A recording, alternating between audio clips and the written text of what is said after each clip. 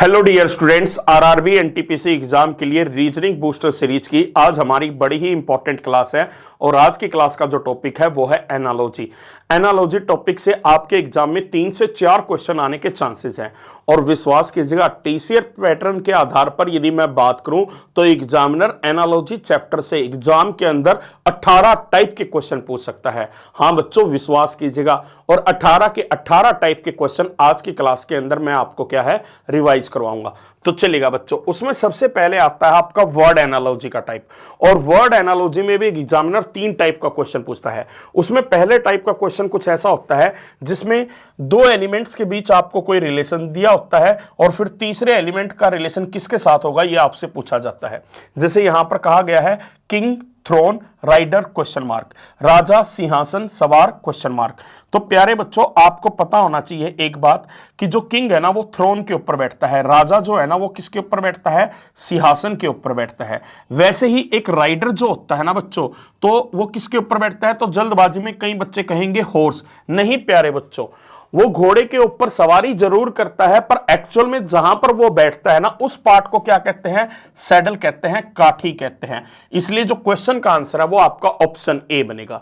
Word analogy का दूसरे type का क्वेश्चन क्या होता है बच्चों, जिसके अंदर आपको 6 एलिमेंट दिए होते हैं और उसमें एक के अंदर क्या है, क्वेश्चन मार्क होता है। ये कंपैरेटिवली पिछले क्वेश्चन से थोड़ा हार्ड हो जाता है, क्योंकि यहां पर पिछले क्वेश्चन में तो आपको 2 एलिमेंट के बीच जो रिलेशन होगा वही रिलेशन क्या है, तीसरे एलिमेंट में भी होगा।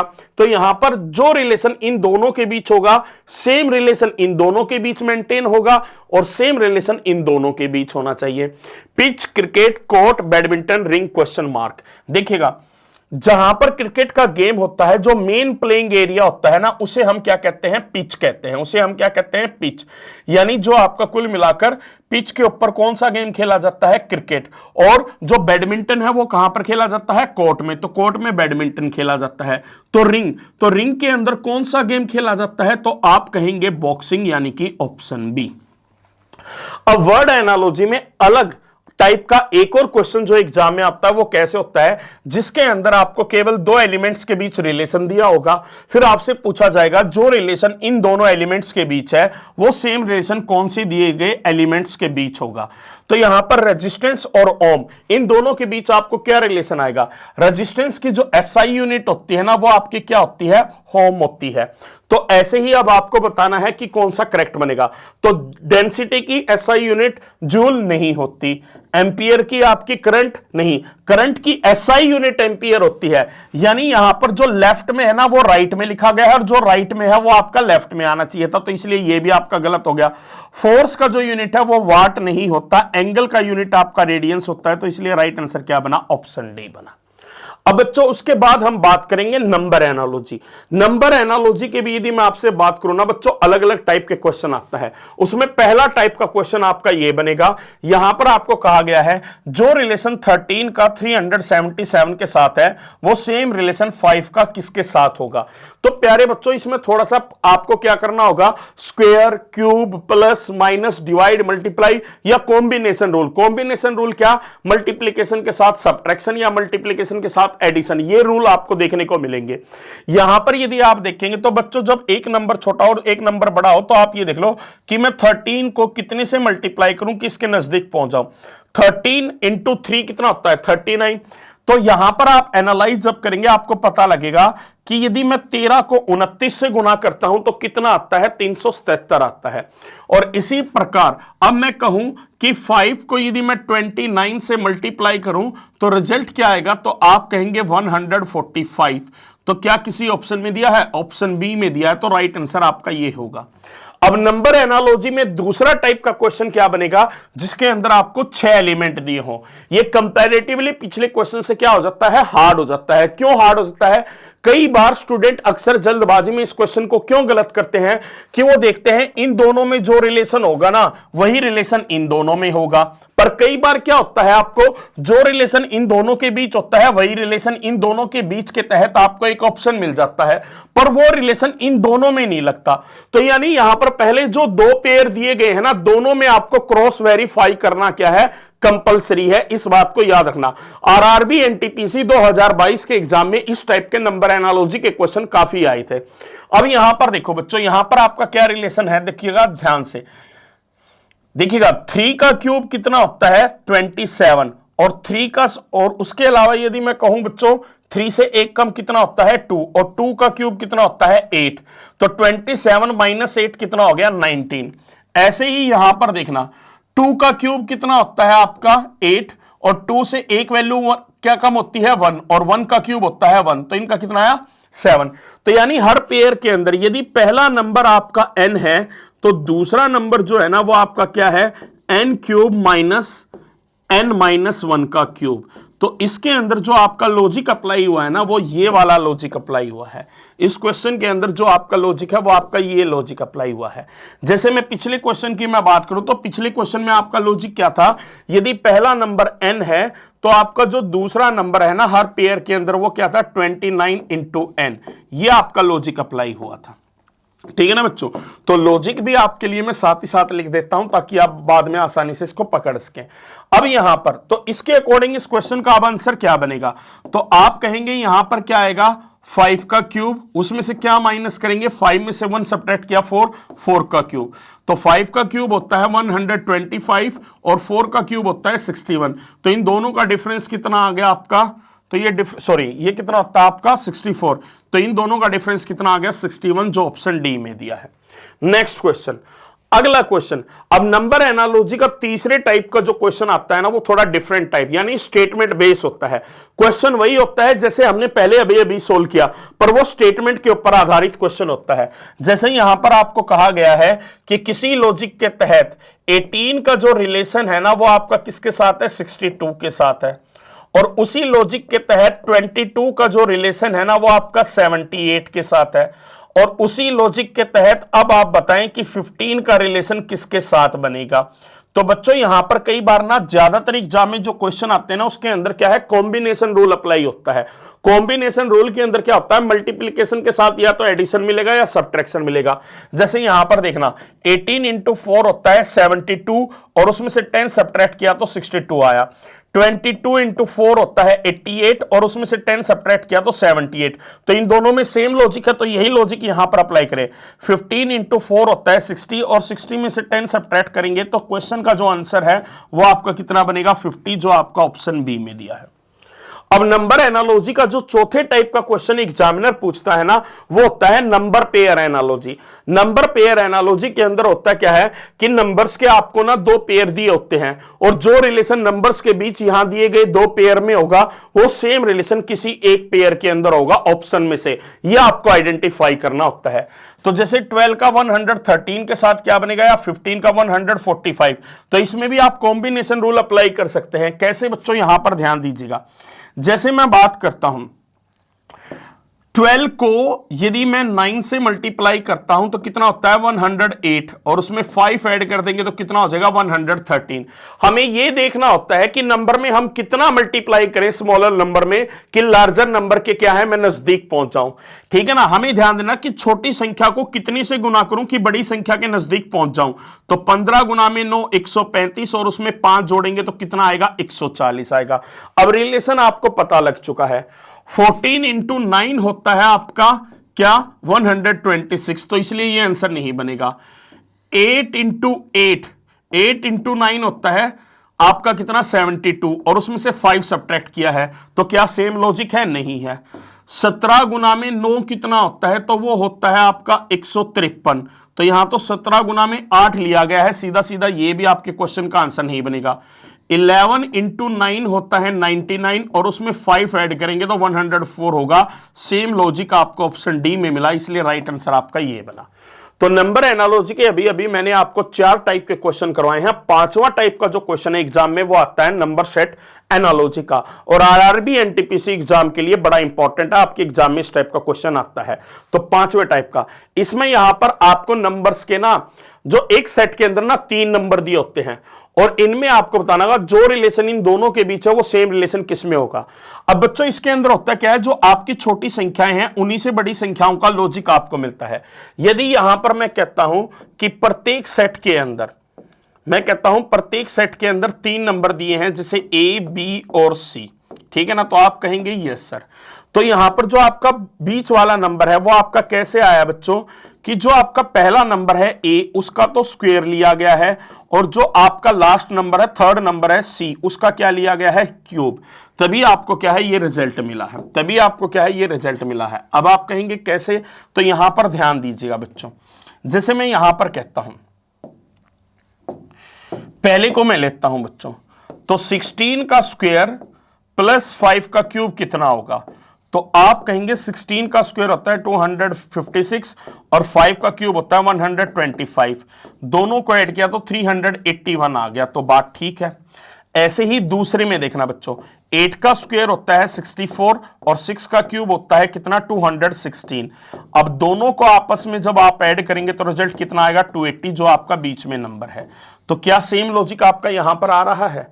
तो मैंने कहा बच्चों ध्यान दीजिएगा, 11 का स्क्वायर कितना होगा, तो आप कहेंगे 11 का स्क्वायर और 5 का क्यूब ऐड करेंगे हम, 11 का स्क्वायर और 5 का क्यूब, 121 में 125 ऐड हम करेंगे तो ये कितना आ जाएगा आपका, ये आ जाएगा 246। तो यानी ये आपका आंसर नहीं बना। 12 का स्क्वायर और हमें 6 का क्यूब ऐड करना है, 12 का स्क्वायर होता है 144 और 6 का क्यूब होता है 216, दोनों को ऐड हम करेंगे तो ये कितना आएगा, 216 और 144 360 आएगा, ये भी आपका आंसर नहीं बनेगा। अब 13 का स्क्वायर होता है 169 और 3 का क्यूब होता है 27, दोनों को जोड़ेंगे तो 160 आएगा, यानी क्वेश्चन का आंसर आपका ऑप्शन सी ही बनेगा बच्चों। तो ये सेम लॉजिक इस तरीके से आपको आइडेंटिफाई करना होता है। अब देखो मैंने नंबर एनालॉजी के आपको ध्यान से देखें, 1 2 3 4 5 टाइप के क्वेश्चन करवा चुका हूं। अब एग्जाम में जो छठे टाइप का क्वेश्चन आता है वो आता है ये, और ये रेलवे एग्जाम में आजकल बड़ा ट्रेंडिंग में चल रहा है बच्चों क्वेश्चन। तो नंबर एनालॉजी का छठा टाइप का क्वेश्चन है जो एग्जाम के अंदर बड़ा ट्रेंडिंग में चल रहा है। इसके अंदर ना एक सेट के अंदर 4-4 नंबर दिए होते हैं और आपको स्टेप बाय स्टेप क्या है आगे की ओर बढ़ना होता है क्वेश्चन को सोल्व करने के लिए, जिस तरीके से हम सीरीज को सोल्व करते हैं। जैसे मैंने यहां पर कहा बच्चों ध्यान दीजिएगा, 6 × 3 कितना होता है, तो आप कहेंगे 18, ठीक है ना। तो ये तो 8 × 3 तो 20 नहीं होता, तो इसका मतलब और लॉजिक है। यानी यहां पर क्या किया गया, 6 में 12 ऐड करता हूं तो 18 आता है और 8 में 12 ऐड करता हूं तो 20 आता है।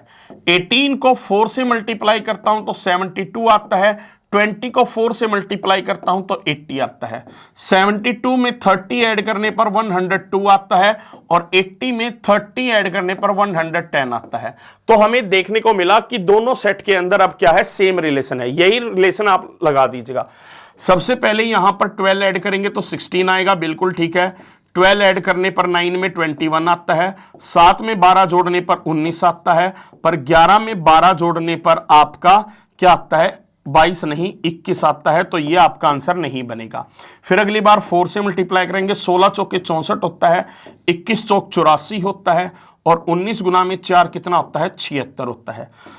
64 में 30 आप जोड़ेंगे तो ये 84 नहीं कितना आएगा, 94, तो इसलिए ये आपका आंसर नहीं बनेगा। 84 में हम 30 जोड़ेंगे तो आएगा 114, यहां तो 94 है तो ये भी आपका आंसर नहीं आएगा। 76 में हम 30 जोड़ते हैं तो 106, ये आपका बिल्कुल क्या है, राइट आंसर बन गया है। क्लियर है पॉइंट बच्चों। तो देखिएगा यहां पर 6 टाइप के क्वेश्चन मैं करवा चुका हूं। अब अगला आएगा आपका 7वें टाइप का क्वेश्चन, इसको थोड़ा सा ध्यान से देखना। नंबर एनालॉजी का ये 7वें टाइप का क्वेश्चन है और आखिरी टाइप का क्वेश्चन है। यानी 3 टाइप के क्वेश्चन हैं जो वर्ड एनालॉजी में आते हैं और नंबर एनालॉजी में कितने बच्चों, 7 टाइप के क्वेश्चन, और ये 7वें टाइप का क्वेश्चन है जो आपके एग्जाम में आ सकता है। यहां पर भी एक्चुअल में क्या कहा गया है कि जो रिलेशन इन दोनों के बीच है वही सेम रिलेशन इन दोनों के बीच होगा। बस यहां पर क्वेश्चन कॉम्प्लेक्स कहां पर हो जाता है बच्चों कि x की वैल्यू क्या होगी और y की वैल्यू क्या होगी, ये हमें नहीं पता। यही हमें क्या है, निकालनी है। और इस क्वेश्चन को आप बिना ऑप्शन के सोल्व नहीं कर सकते। हिट एंड ट्रायल मेथड इसके अंदर यूज करना है। सीधी सीधी यदि बात करूं मैं, आपको ऑप्शन का सहारा लेना ही होगा। Without option you can't solve such type of question. तो इसमें बच्चों अब ऑप्शन के अकॉर्डिंग हम क्या करें, तो मैंने देखा कि 2 ऑप्शन में x की वैल्यू 9 है और 2 ऑप्शन में x की वैल्यू 10 है। तो पहले मैं x की वैल्यू जो है ना वो 9 पुट करके देखता हूं। तो 9 और 36 में रिलेशन क्या बन रहा है, तो 9 × 4 बनता है 36। तो 15 इंटू 4 कितना बनेगा आपका 60। तो क्या किसी ऑप्शन में जहां पर x की वैल्यू 9 है, तो क्या उस ऑप्शन में x की वैल्यू 60 है? तो आप कहेंगे ऑप्शन बी में है, तो ये राइट हो जाता है बच्चों। और विश्वास कीजिएगा बच्चों, इस टाइप के क्वेश्चनों की आपको ना प्रैक्टिस थोड़ी सी ज्यादा करनी होगी। ये थोड़ा हार्ड लेवल के क्वेश्चन है बच्चों। कई बार इसके अंदर आपको बड़े मल्टीपल टाइप के लॉजिक, ये तो थोड़ा सिंपल था, कई बार हार्ड लेवल के भी क्वेश्चन आते हैं। तो ये वो वाला क्वेश्चन होगा जिसको थोड़ा सा आपको ध्यान से देखना होगा। तो बच्चों 7 टाइप के क्वेश्चन करवाए नंबर एनालॉजी के, 3 टाइप के क्वेश्चन करवाए वर्ड एनालॉजी के। अब मैं बात करूंगा अल्फाबेट एनालॉजी, जिसके अंदर भी 7 टाइप के क्वेश्चन आते हैं, ध्यान से देखना। पहला टाइप का क्वेश्चन आपका वही सिंपल बच्चों, कोडिंग डिकोडिंग का कंसेप्ट आपका लगेगा। यहां पर आपको ना क्या है, 4 एलिमेंट दिए होते हैं। तो यहां पर आप रिलेशन देखेंगे, देखिए ना P कितना होता है 16, K होता है 11, तो आप कहेंगे कि -5 हुआ है। T 20, P 16, तो आप कहेंगे यहां पर -4 हुआ है। K 11, H 8, तो यहां पर आप कहेंगे -3 हुआ है।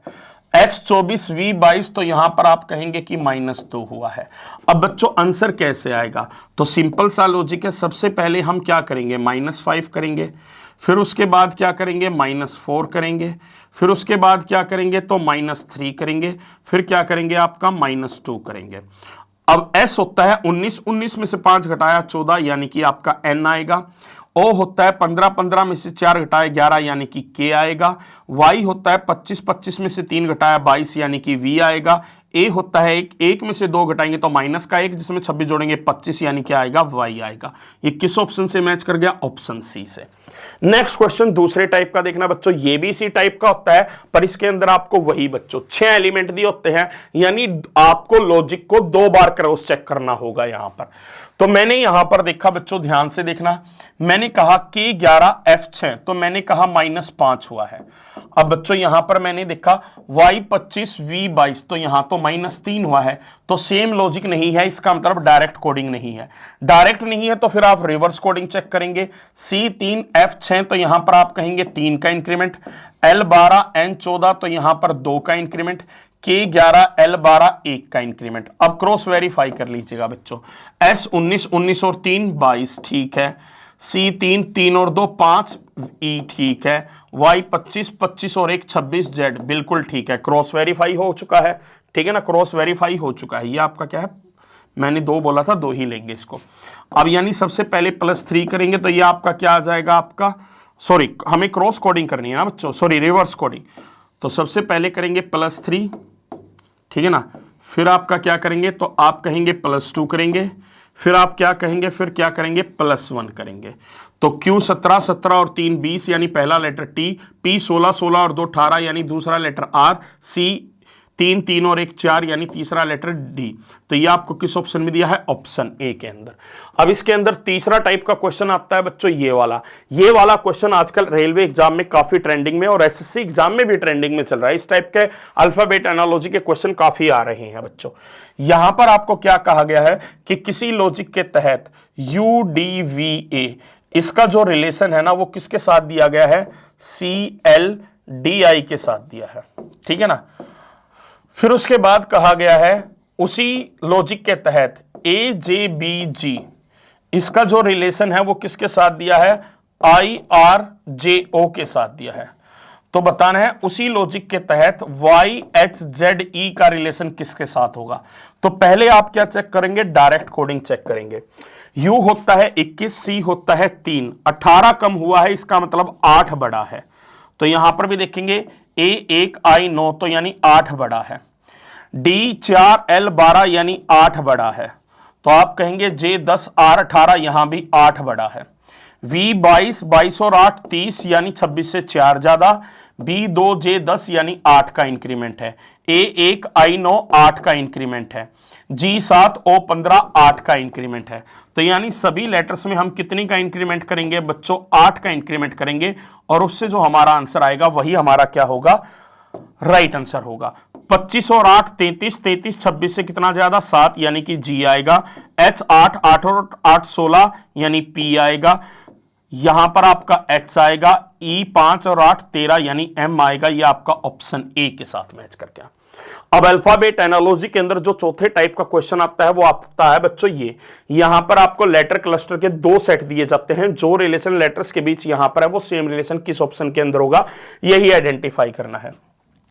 तो उसको करने का बड़ा ही सिंपल तरीका है बच्चों, 1 बाय 1 हम चलेंगे। कैसे, यहां पर ध्यान दीजिएगा बच्चों। तो मैंने यहां पर देखा N 14, 14 और 1 कितना हो गया आपका 15 हो गया, G 7, 7 और 3 कितना हो गया, तो आप कहेंगे 10 हो गया, J 10, E 5, तो यानी यहां पर 5 कम हुआ है। अब देखेंगे M 13, 13 और 1 14 यानी सेम लॉजिक है, H 8, 8 और 3 11 यानी सेम लॉजिक है, K 11, F 6 यानी यहां पर -5 हुआ है। ठीक है, तो X से अगला लेटर Y है, यहां पर K से अगला लेटर L है, J से अगला लेटर K है, L से अगला लेटर M है, यानी पहले में तो चारों में +1 हो रहा है, फिर करेंगे +3।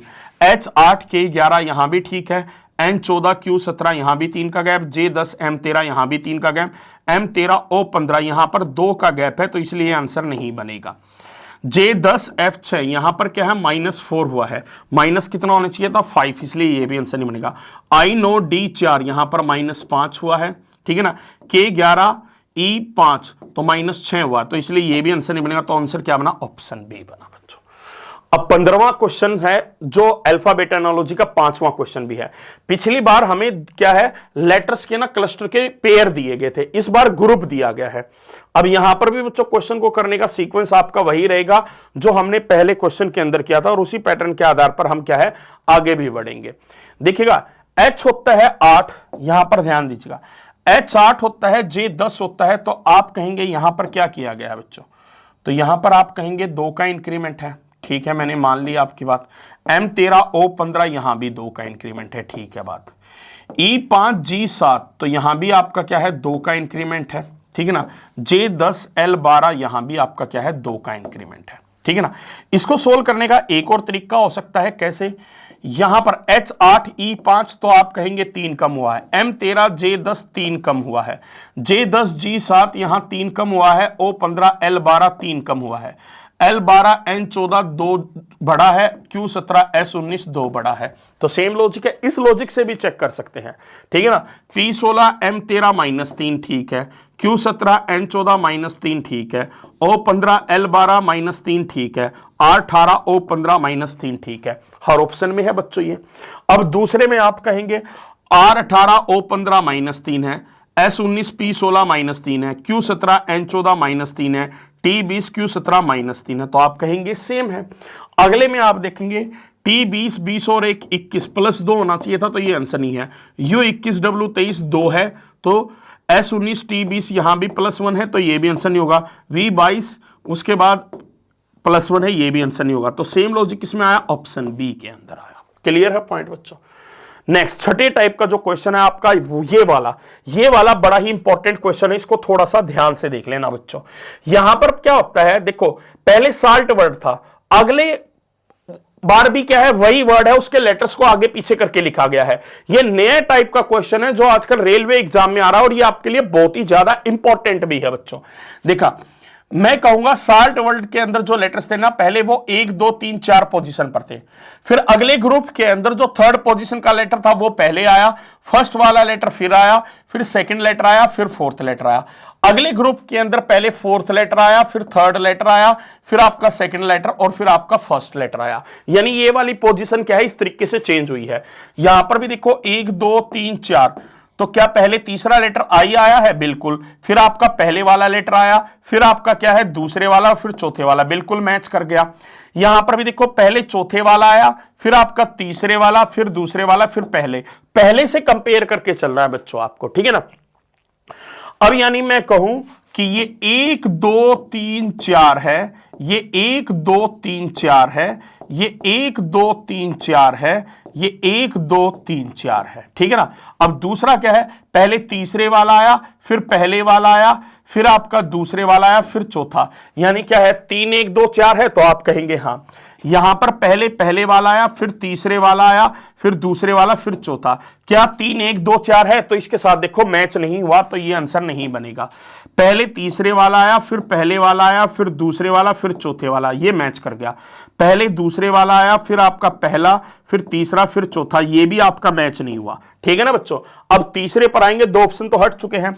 पहले आया आपका दूसरे वाला, फिर आया आपका तीसरे वाला, फिर चौथे वाला, और फिर आपका आया है पहले वाला। क्या ये इसके साथ 4 3 2 के 1 के साथ मैच हुआ? नहीं हुआ। अब इसमें देखो, पहले चौथे वाला आया, फिर तीसरे वाला, फिर दूसरे वाला, फिर पहले वाला, जो 4 3 2 1 के साथ मैच कर गया, तो क्वेश्चन का आंसर क्या बना? ऑप्शन सी बना। अब अल्फाबेट एनालॉजी के अंदर भी जो 7वें टाइप का क्वेश्चन आता है ना, वो उसी टाइप का क्वेश्चन है जो हमने ना नंबर एनालॉजी के अंदर भी देखा था, जहां पर 2 जगह की वैल्यूज आपको फाइंड आउट करनी होती है, और ये क्वेश्चन भी विदाउट ऑप्शन आप सोल्व नहीं कर सकते। पर नंबर एनालॉजी के कंपैरिजन में ये क्वेश्चन सोल्व करना थोड़ा सा क्या है? आसान है। जैसे यहां पर देखो बच्चों, मैं ध्यान से देखता हूं तो 3 ऑप्शन के अंदर हैशटैग की वैल्यू सेम दी गई है, और वो क्या है? LHP। तो मैंने कहा कि मैं क्या करता हूं कि हैशटैग की जगह पर वैल्यू रख देता हूं क्या? LHP। ठीक है ना बच्चों, रख दिया। अब मैं कंपेयर करता हूं कि लॉजिक क्या बनता है इन दोनों को। L12 N14 तो आप कहेंगे 2 का इंक्रीमेंट है, H8 J10 तो आपने कहा 2 का इंक्रीमेंट है, P16 R18 तो आपने कहा 2 का इंक्रीमेंट है। तो परसेंटेज की वैल्यू के लिए आप क्या करेंगे? हर बार 2 का इंक्रीमेंट करते हुए चलेंगे बच्चों। क्या करेंगे आप? 2 का इंक्रीमेंट करते हुए चलेंगे। कुछ इस तरीके से सोल्व करने की कोशिश करेंगे, तो आप कहेंगे यस सर। तो चलिएगा करते हैं बच्चों। O 15 और 2 17 यानी Q आएगा, K 11 और 2 13 यानी M आएगा, S 19 और 2 21 यानी कि U आएगा। क्या अब देखो, जहां पर आपका कि ऑप्शन के अंदर हैशटैग की वैल्यू LHP है, तो क्या किसी ऑप्शन में परसेंटेज की वैल्यू LHP के साथ KMU है? तो आप कहेंगे बच्चों ऑप्शन डी में है। तो 100% क्वेश्चन का आंसर क्या बन गया? Option D. यदि इन तीनों में से किसी से मैच नहीं होता तो LHO हैशटैग की वैल्यू 100% होनी थी। ठीक है ना बच्चों। अब इसके बाद 18वें टाइप का जो क्वेश्चन इस चैप्टर से एग्जाम में आता है, वो आता है आपका alpha numeric analogy. Alpha numeric analogy के अंदर क्या है? लेटर और नंबर दोनों को कंबाइन करके क्या क्वेश्चन पूछा जाता है। यहां पर कहा गया है कि किसी लॉजिक के तहत AD32 का जो रिलेशन है ना, वो आपका EH16 के साथ है, और उसी लॉजिक के तहत MT40 का जो रिलेशन है ना, वो आपका किसके साथ है? QX20 के साथ है। तो उसी लॉजिक के तहत KN62 का रिलेशन किसके साथ होगा, यही आपको बताना है। तो यहां पर जब मैं देखता हूं बच्चों, ध्यान दीजिएगा, A होता है 1, E होता है 5 यानी 4 का इंक्रीमेंट है, M13 Q17 यानी 4 का इंक्रीमेंट है, D4 H8 यहां भी 4 का इंक्रीमेंट, T20 X24 यहां भी 4 का इंक्रीमेंट, 32 से 16 हो गया यानी 2 से डिवाइड किया है, 40 से 20 हो गया यानी कि 2 से डिवाइड किया है। अब यानी यहां पर हम +4 करेंगे, यहां पर +4 करेंगे और उसको 2 से डिवाइड करेंगे। K 11 11 और 4 15 यानी O आएगा, N 14 14 और 4 18 यानी R आएगा, और 62 को 2 से भाग देंगे तो 31 आएगा। ये किस ऑप्शन से मैच कर गया? ऑप्शन ए से। तो बच्चों देखा, मैंने आज की क्लास के अंदर आपको 18 टाइप के क्वेश्चन करवाए हैं। वीडियो यदि अच्छी लगी है तो कमेंट करके जरूर बताना, और बड़ी ही इंपॉर्टेंट वीडियो है। हर टाइप का क्वेश्चन एग्जाम में जाने से पहले मैंने आपको रिवाइज करवा दिया है, और विश्वास कीजिएगा इन 18 टाइप के क्वेश्चन में से 3 से 4 क्वेश्चन आपके एग्जाम में 100% आएंगे, इस बात को याद रखना। और सभी टाइप के क्वेश्चन की यदि आपको प्रैक्टिस करनी है तो वो क्वेश्चन आपको एकमात्र इसी बुक के अंदर मिलेंगे, मैं चैलेंज के साथ कह सकता हूं। तो आने वाले किसी भी रेलवे एग्जाम की यदि आप तैयारी कर रहे हैं और हर टाइप के क्वेश्चन बुक के अंदर चाहते हैं, और लेटेस्ट 2025 के प्रीवियस ईयर के क्वेश्चन के साथ आते हैं, तो आज ही ये बुक जाकर Amazon या फ्लिपकार्ट से ऑर्डर करके अपने लिए मंगवा लीजिएगा। तो चलिएगा बच्चों, इसी के साथ आज के सेशन को मैं यहीं पर समाप्त करता हूं। अब हमारी मुलाकात होगी अगली वीडियो में। Till then take care, good bye.